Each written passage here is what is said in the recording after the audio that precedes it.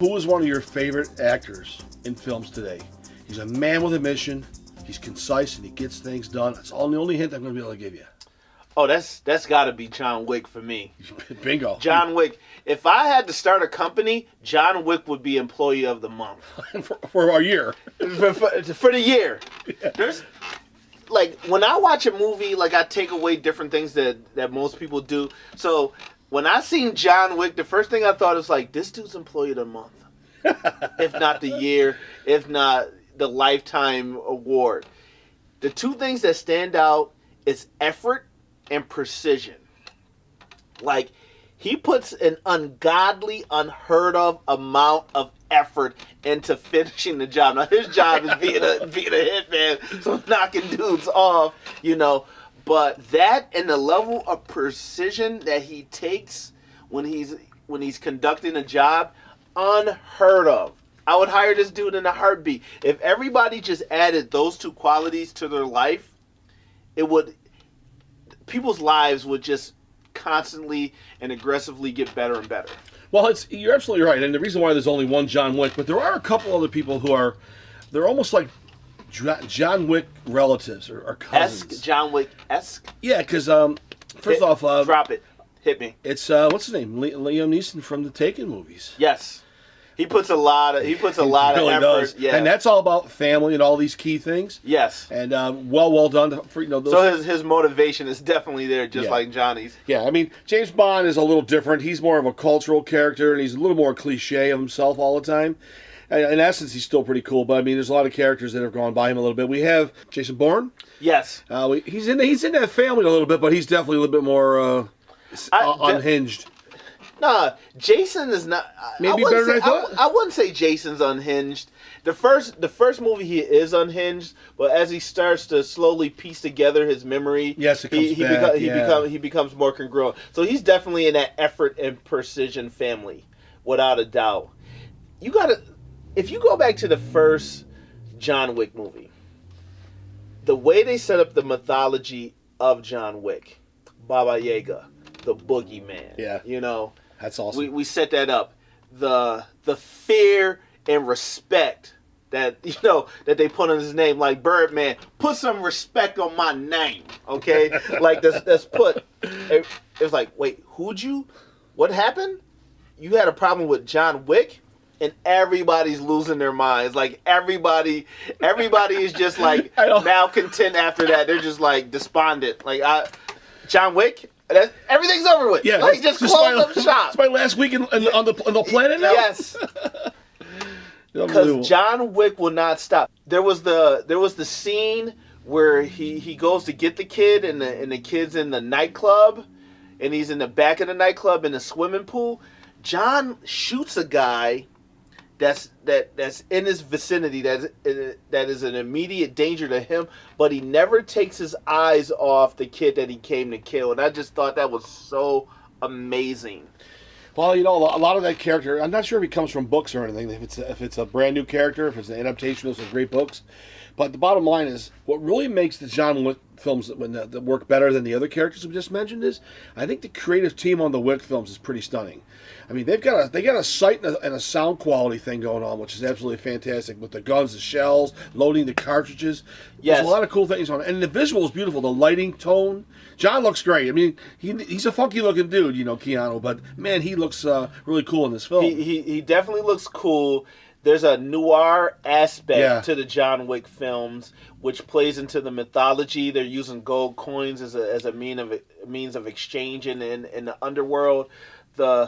Every sound is very crisp and clear, especially when he cocks and loads the gun. Oh, yeah. So you feel like you're in the room with John.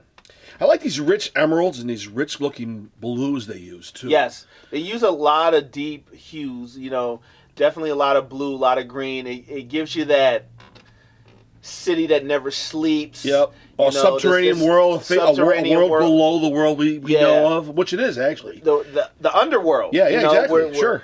Where you Or got he gets the guns and the weapons. Yeah. And you can only get what you've ordered, and they wish you luck. Yes. You know. That guy's a cool character. Hey, I'm surprised he didn't have a few more lines. The fellow that deals with him right before he leaves and he fills the gun order. There seems like there's something unique there. They really haven't gotten to it yet. Maybe they will. Maybe they'll touch on it in the future. Because with a character like John Wick, you can really go on. And like a lot of people would argue, even myself, that John Wick 2 was just, a copy and paste version of John Wick 1. But John Wick 1 was such a good movie that I didn't even care. Like, I didn't even mind. I'm like, that's why I think that third film is going to be a surprise hit. Also, and probably better than 2. I think they're going to venture off into some new direction and not give us the same thing. They're stuck in the rut there a little bit. Yes. And I think what you were talking about that second film, I think that was a rush to get something into theaters to capitalize on the talk. Yes, because they didn't financial gesture there. It was a financial planning move. Yeah, they didn't know how big John Wick 1 was going to be. They had no idea, no. So, like, when that exploded on the scene, they were like, oh, sequel potential? Like, we need to get to work on that right away. Yeah, that film was really just like only a few steps up from a, kind of a lower budget movie. I remember John Wick came out the same year as Lucy with Scarlett Johansson when that came out. So Lucy was about the mind and the brain, so I was automatically going to see Lucy. So I did That's see Lucy. That's an enjoyable movie, by the way. No, it's a good movie. And people, they beat to death that old trope of like, you use more than 10%. Like, I get it. It's for a narrative of a story. Just deal with it. Watch the movie. It was awesome. Just enjoy it. But yeah, so that's why I didn't see John Wick 1 in the theaters and not regret that. Yeah, I didn't either. I just found it on cable one day. Yeah, once I seen it, I was like, oh, I need to own this and I need to watch this again. And once John Wick 2 was slated to come out, I'm like, I'm going to see this movie right away. And it did not disappoint again. It delved deeper into the mythology, and it fleshed out the character more. The action scenes were on point. Just a beautiful movie. And it didn't feel, as far as like the fantasy and everything that's in the narrative already interweaved in, it didn't feel like it strayed away from anything. They added new characters. They added more mystique. It was a rich movie. Just phenomenal. But once again, if you had this guy as an employee, he would be number one. If he was the fry guy, he would get you perfect fries all the time. Oh yeah, perfect amount of salt, just a nice brown coating on it, and that's about it. But think about that. And I don't know, like, I can't speak to John Wick's state of mind. I don't know the mechanism of action. But me personally, when I'm undertaking a job, anything that I do, there's a level of effort that I try to put forth in doing something. And there's a level of precision. Like, I want to be as perfect as I can and get the job done as efficient, and effectively as I can. Efficiency is more or less being, fast at something, and effectiveness is how well you do it. But to really get a hold on both those things and to move a project forward, with a high level of precision and a high level of effort, that's when the magic happens.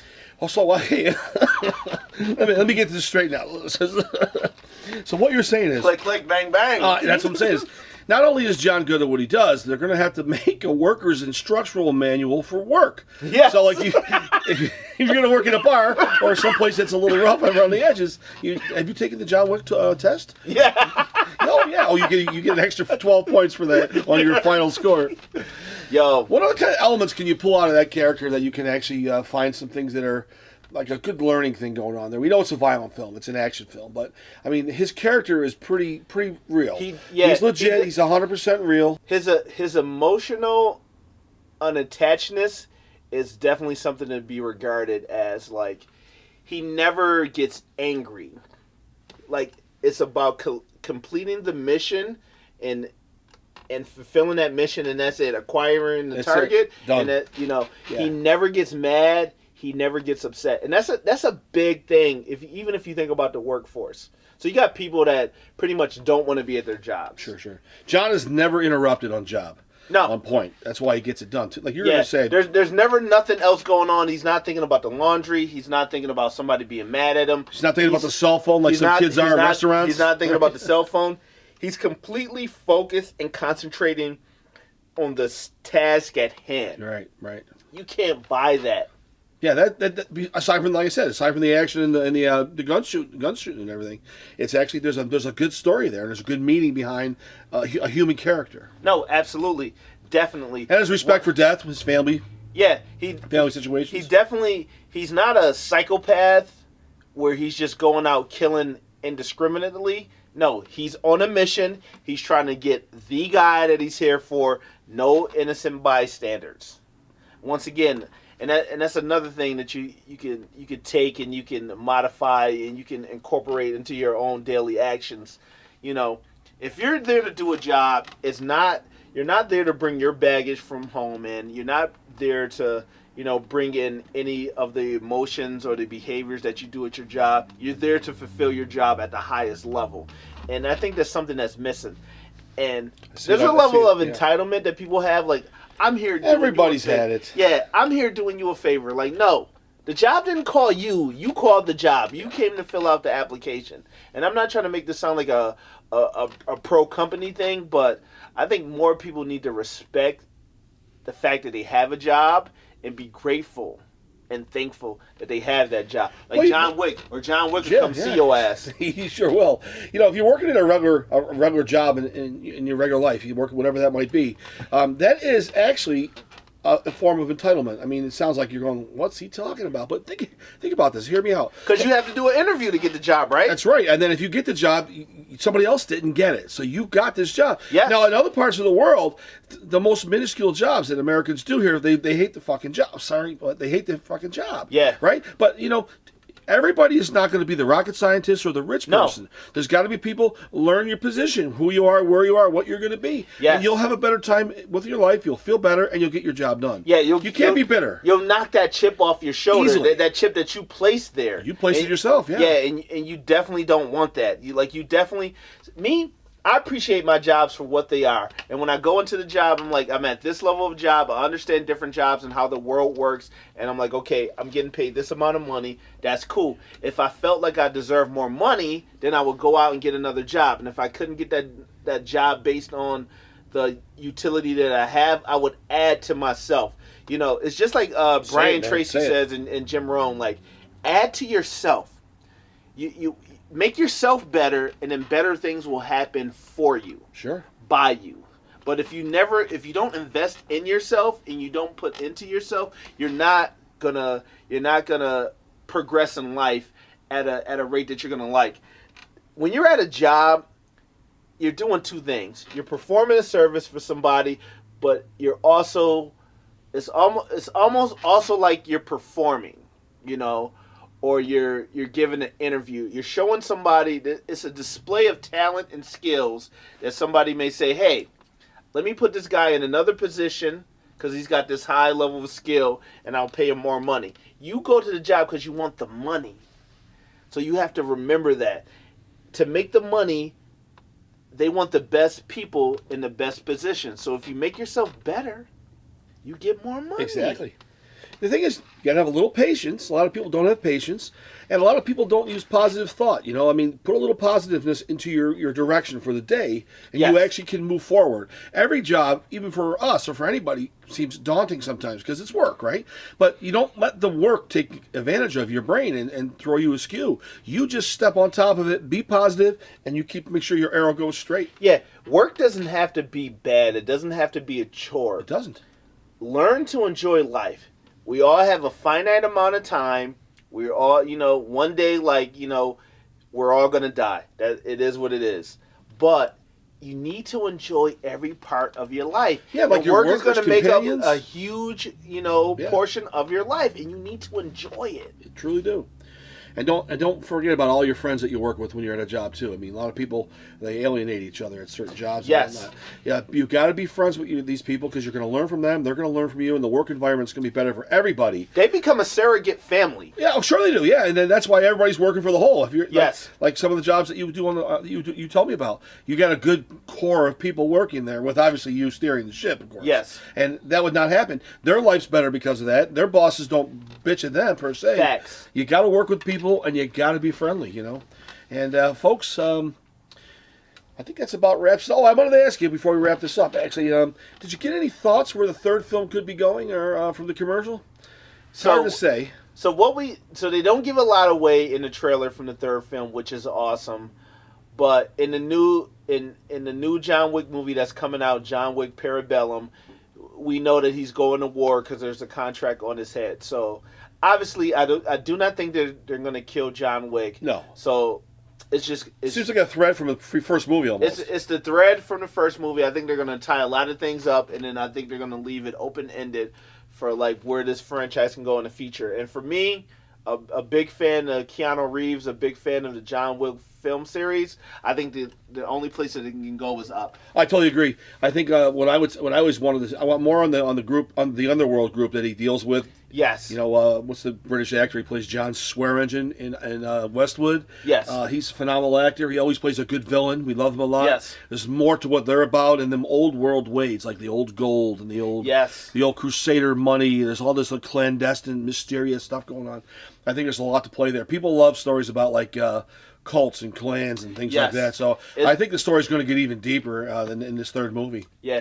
I feel that we might get 6 John Wick movies. 6, huh? You heard it here. You heard it here on The Way In. The Way In. Thanks for showing up, folks. We'll see you next week. Yeah.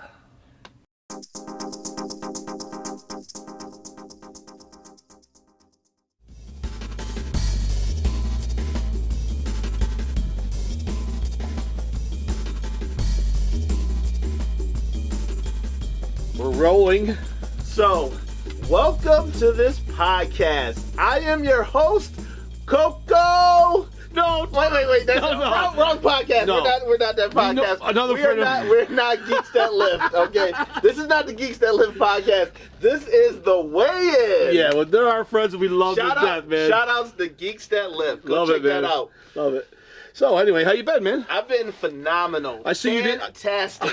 I know you were, but I'd be even better if you brought the ice. You didn't bring the ice. I'm gonna get the ice. Oh, so my vodka is warm, man. Oh, I apologize. That's all right. The goose I'm is supposed good. To be the keeper. Ice, baby. Yeah, that's where you got to interject the song. So hey, the goose is good, warm. I still love it. Let's move along, brother. It is. So the title of today's episode is "Too Sexy for My Shirt." So sexy it hurts. Don't tell me you still got like that cassette or something. I wish I had that cassette. I would listen to it right now. It was so quirky. My mother's the one who turned me on to that song. She's